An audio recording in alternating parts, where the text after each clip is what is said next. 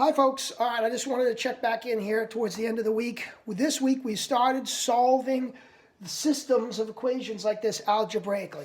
The first week we did this, we looked at graphing and graphically how to find the point they have in common by graphing them and looking at where they cross. We did that for a full week. Now this week what we're looking at, and we started on Tuesday and practiced on Wednesday, is how to find the point where they cross without having to make the graph every time.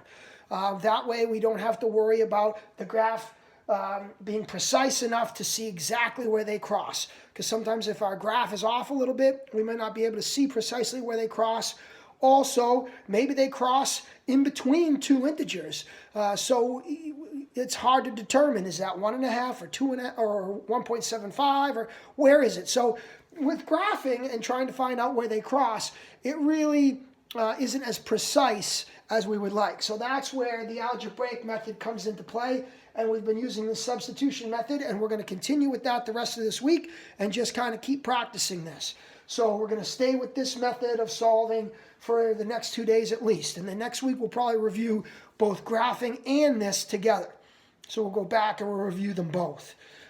So we're going to be working on this for a while longer, so don't worry about mastering it quite yet. But if you have questions, you want to let me know. So this is the same type of thing we did the last couple days. I want to figure out the point that they have in common, but I don't want to have to graph it. So since they're both equal to y, remember what we've done the last couple days? I can take one of them and I can just set it equal to the other one because they're both equal to y. So I can put it next to the other one and make one equation that I can solve.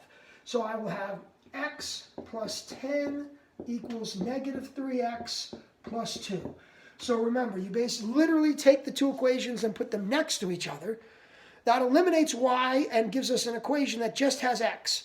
And now we can solve that for x, right? So remember what we've been doing? We've been bringing the x's over to the left side. So I want to bring this minus 3x over here with the x. So anytime you move across the equal sign, you have to do the opposite. So I'm going to add 3x.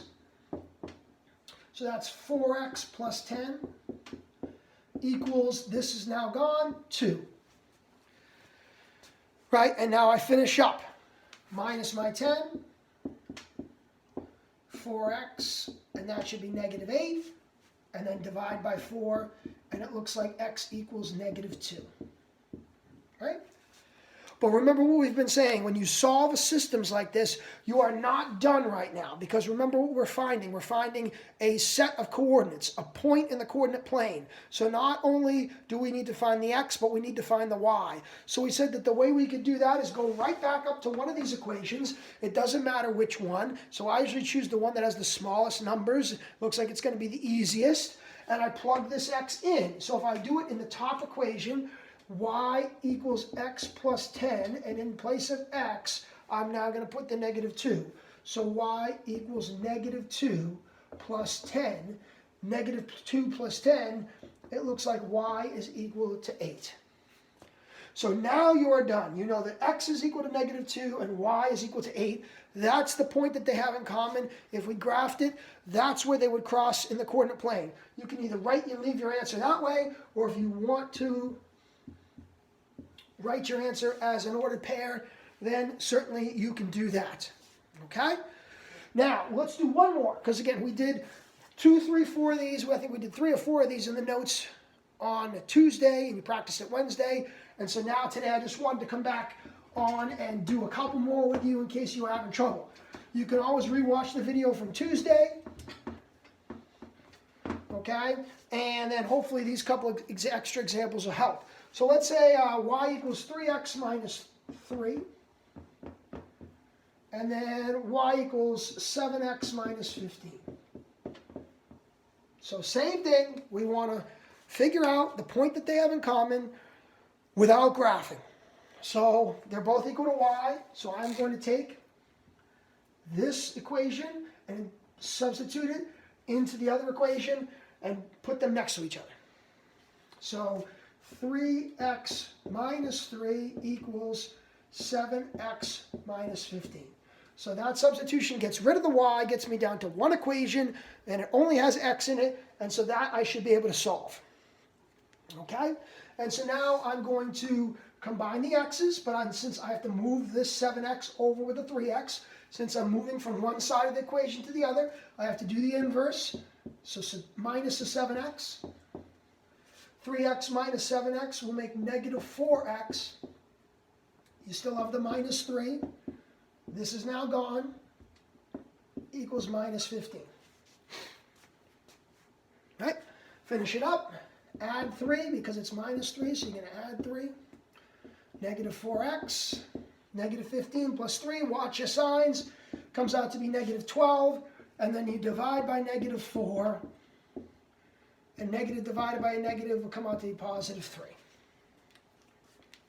Okay?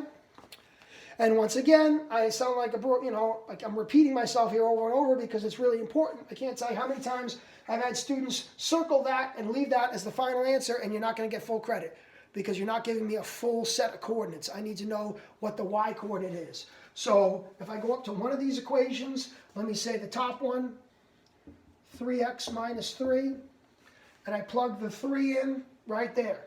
Okay? So that'll be y equals 3 times 3 minus 3. And so that's 9 minus 3. So it looks like the y is equal to 6, right? So that is my final solution. What is the point that these equations have in common? 3, 6. X is 3, y is 6. And I'll accept the answer written that way, or again, you can write it as an ordered pair, because we know that that's what we're actually finding is the ordered pair where they cross on the graph. Okay? So that's the same stuff we were doing at the beginning of the week, and we're going to continue it with this week.